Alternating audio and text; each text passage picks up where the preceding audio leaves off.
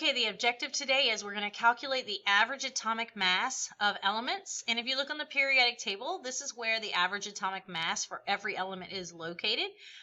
So where does this number come from? How do we get it? This is what we're going to find out. Why isn't the atomic mass a whole number? So up until now, we've been dealing with mass numbers, specifically protons plus neutrons, which is a whole number. And yet what we see on the periodic table is not a whole number, it's a decimal. So why do we have a decimal number there? So the average atomic mass is the weighted average mass of all isotopes for an element. So for example, there are 3 different isotopes of hydrogen that exist. This is a hydrogen with a mass of 1. This is a hydrogen with a mass of 2, and this is a hydrogen with a mass of 3.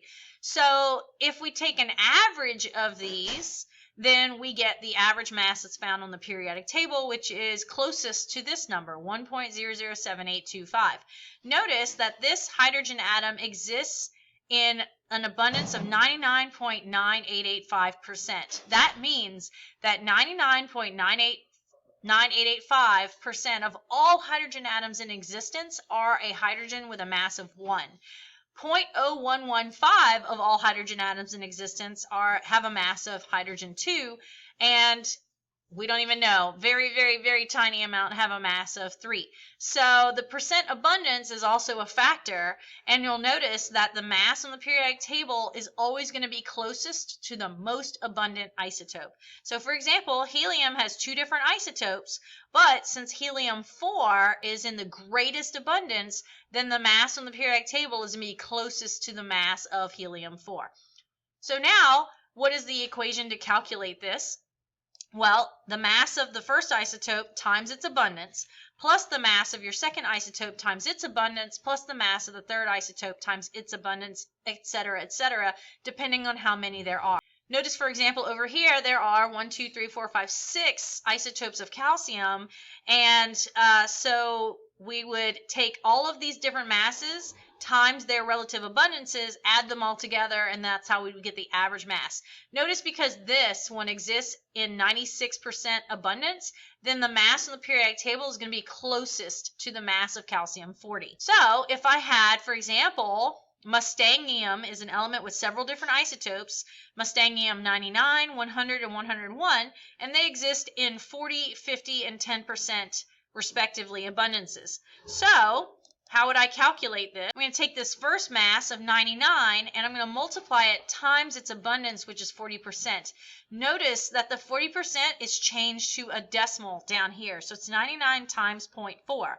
Plus, we're going to take the mass of this 100 times its abundant, 50%, change it to a decimal though, so it's 100 times 0.5. And then lastly, we're going to take 101 times its abundant, 10%, except it's going to be 101 times 0.100 because we're going to change it to a decimal. So once we do all the work and we change these into their decimal forms, 99 times 0.4 gives us 39.6, plus this times this gives us 50, and this times this gives us 10.1. You add these 3 to each other, and then you get the average atomic mass of mustangium, which is 99.7.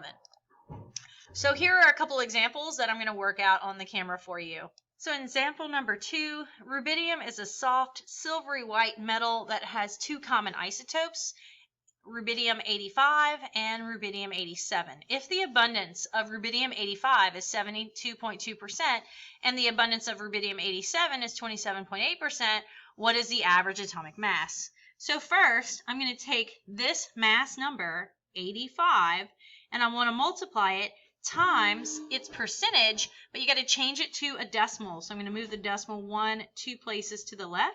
So this will be 0.722.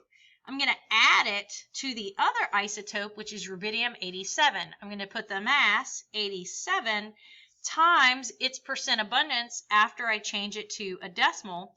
So this will be 0.278 equals, and so when you type this into your calculator, you get 85 times 0.722 plus 87 times 0.278 equals, and we get 85.556. We're going to give this a unit of AMU, and that'll be our final average for rubidium. In example number 3, the cartoon below shows a sample of naturally occurring lead atoms. Use the composition shown in the picture along with the mass numbers to estimate the average atomic mass of the naturally occurring lead atom in AMUs. Note the lead is primarily consistent of 4 isotopes. So, first of all, we have lead 206. We have some lead 208. We have some lead 207, and we have some lead 204. So those are our 4 isotopes. Now, total in the box, I have 1, 2, 3, 4, 5, 6, 7, 8, 9, 10, 11, 12, 13, 14, 15. So, total of 15 in the box.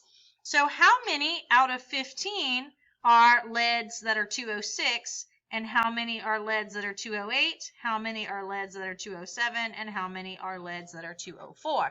So I'm going to count up my 206s. We've got 1, and that's it. So 3 of them are lead 206.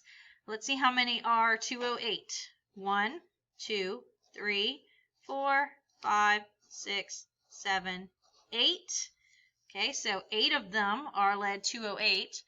207s, we have 1, 2, 3, and only 1 that's 204.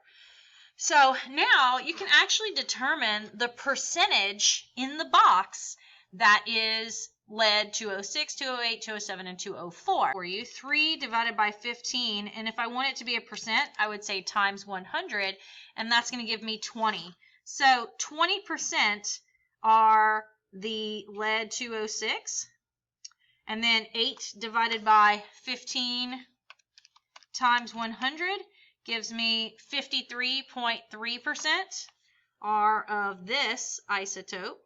3 divided by 15 times 100 gives me 20%, again, of this one.